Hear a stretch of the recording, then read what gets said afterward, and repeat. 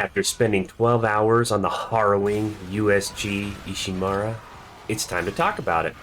Dead Space is a remake of the original and a must-play for fans of the franchise.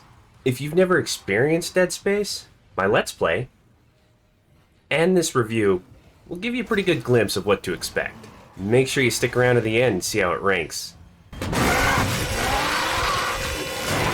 Range. Someone's got to be waiting up for us. Just be careful on the approach. I'm not taking any chances. Isaac Clarke, an engineer, is part of a crew tasked with the repair of a giant mining ship, the USG Ishimura.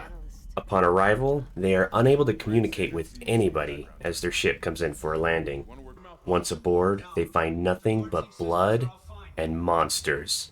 Equipped with only his engineering skills and a few weapons, Isaac must fight his way through a failing ship to save his friends and escape whole. There's something in here with us. Up there!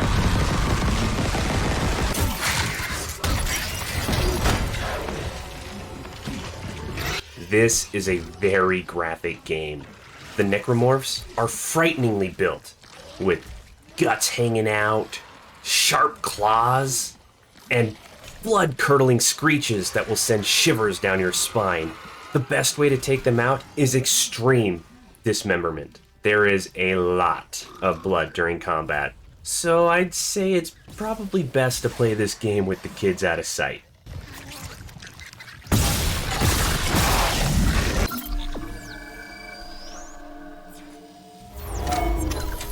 The horror factor in Dead Space is unparalleled. The creators have truly mastered the art of fear, with flashing lights, sudden loud noises, and jump scares that will leave you on the edge of your seat. Especially in the beginning. Some scenes act like an obvious jump scare is about to happen. And then, when nothing happens, it's even more terrifying. The imagination is truly a powerful tool in this game. So, if you can't handle scary games, it might be best to skip this one. The game is played over Isaac's right shoulder with a clean HUD that gives plenty of room to see the horrors that await. The real-time inventory screen is awesome, but beware. The game does not pause when in the menu, so enemies can still attack. It ran smoothly for the most part, only a little choppiness at the beginning of a new area that was soon resolved. The most confusing part of the game would have to be playing in 0G.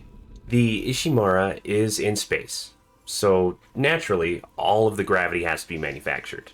On some parts of the ship, it can't be done. The engineering suit comes equipped with boots that can magnetize to the ground or jet around. When flying with no gravity, it is easy to spin too much and get completely lost. Trying to find my way back to up turned out to be quite the endeavor. The controls were easy to manage. My lack of direction was not. Isaac, being an engineer, does not start his journey with any source of protection, besides his suit. Thankfully, shortly into the game, he finds a plasma cutter, a tool used to cut metal with extreme heat and precision. Perfect for cutting the limbs off of terrifying monsters coming through vents. Farther in, Isaac finds even more that can be used to combat Necromorphs. A pulse rifle, a flamethrower, and even a stasis module with the ability to slow objects and monsters down for a short period of time. Isaac utilizes anything he can get his hands on. The equipment in the game starts out alright, but I had to improve it if I wanted to survive. At workbenches, the weapons and suit can be upgraded using power nodes that are found throughout the game. The upgrades range from increased air capacity, damage, and reload speed, among other things. In order to reach the end of an upgrade tree, I had to start on one end and move forward. A node could not be filled unless the previous node was also filled. Depending on the difficulty played, ammo and health can be a real pain to keep, hence the need for shops placed around the ship. In the beginning, the shopping options are minimal, but grow as schematics are found, adding more items to the shop, like specific ammo or bigger heals. And nodes can be purchased for a hefty 10k credits, if money wasn't a problem. So, as long as I was accurate with my shots, I usually wasn't, I could save ammo and credits to further increase my suit and weapons' power.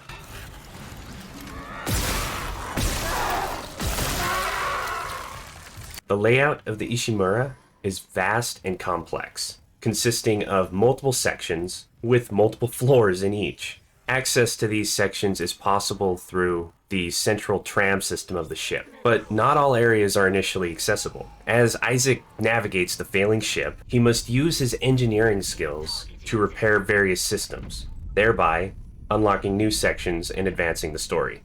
However, fixing the ship is no easy feat, as Necromorphs are always near, ready to tear Isaac apart. These monsters come in a variety of shapes and sizes, all of which are equally frightening in appearance and sound.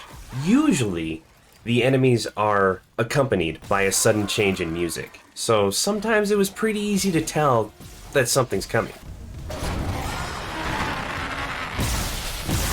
Other times, they want to jump out at the worst possible time, scaring me into wasting ammo, health, and even clean underwear.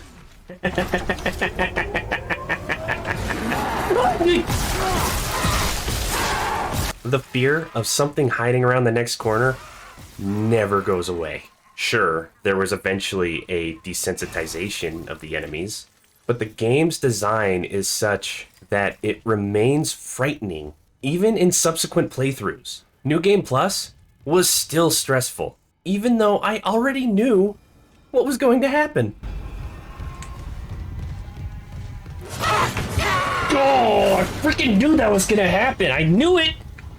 And that brings us to the ranking portion of the review. If you made it this far, thank you. That's awesome. If you enjoyed it, hit that like and subscribe for more in the future. And if you feel like I've missed anything so far, let me know in the comments below. And now, without further ado, curtains, drumroll, building suspense with senseless words looking stoic, and special reserve. This game was so good. Really, the only problem I had was that I felt Isaac was a little too normal. He didn't look or sound badass enough, which really isn't that big of a deal. I'm currently enjoying New Game Plus, and word is, there's an alternate ending only available in New Game Plus. Alright, now that we're done with that, it's time to move on to the next one. I will see you there. Bye!